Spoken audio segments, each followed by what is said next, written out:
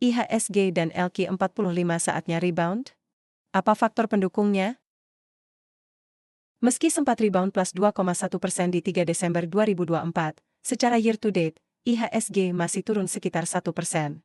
LQ45 lebih parah, rebound 3% di 3 Desember 2024, secara year to date masih turun 11%. Apakah ini saatnya IHSG rebound? Jika iya, apa faktor pendukungnya? Sentimen luar negeri, yang sayangnya saat ini lebih dominan sentimen negatif, dari inflasi inti PCE, atau angka inflasi preferensi Bank Sentral Amerika Serikat, naik dari 2,7% di September 2024 menjadi 2,8% di Oktober 2,8%, padahal makin mendekati 2%, maka makin cepat dan dalam pula penurunan suku bunga.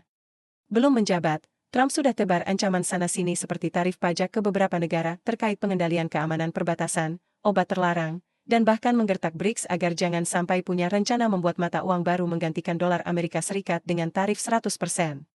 Bisa jadi gertakan Trump adalah persiapan negosiasi untuk deal yang lebih baik, tapi buat pasar modal, bahkan sudah ada hitung-hitungan inflasi Amerika Serikat bakal naik berapa persen atas kebijakan tersebut.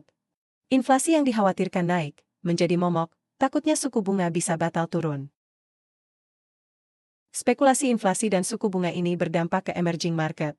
Story bahwa suku bunga Amerika Serikat turun akan memicu aliran dana asing ke negara berkembang dan sudah terjadi selama Juni sampai September 2024. Tapi begitu inflasi naik atau data pendukung tidak sesuai harapan, asing sell lagi. Bagaimana dengan domestik? Menurut saya sentimen domestik tidak terlalu menjadi penggerak pasar saham kecuali kinerja emiten. Namun saat ini rencana kenaikan PPN dan maraknya PHK, yang bertepatan dengan IHSG turun dalam, dianggap menjadi sentimen negatif penyebab saham turun. Publikasi laporan keuangan kuartal 3 2024 juga tidak bagus-bagus amat. Kecuali BCA yang tumbuh di atas 10%, tiga bank besar yaitu BMRI, BBNI, dan BBRI masih di bawah 10% dan cenderung stagnan. Harga batu bara yang turun juga berdampak ke laba rugi sektor energi yang ikut turun. Sektor lainnya juga relatif atau agak turun dibandingkan periode yang sama tahun sebelumnya. Ada yang mengatakan ini karena daya beli yang turun, masifnya produk impor dengan biaya murah, hingga kurang inovatif sehingga market share-nya diambil kompetitor yang lebih disruptif. Dalam kondisi ini, tentu justifikasi IHSG untuk rebound kembali cukup sulit. Ibarat di luar ada badai tornado, di dalam struktur rumahnya juga gak kokoh-kokoh amat. Tapi ada satu hal yang menurut saya agak terlewatkan oleh investor yaitu valuasi.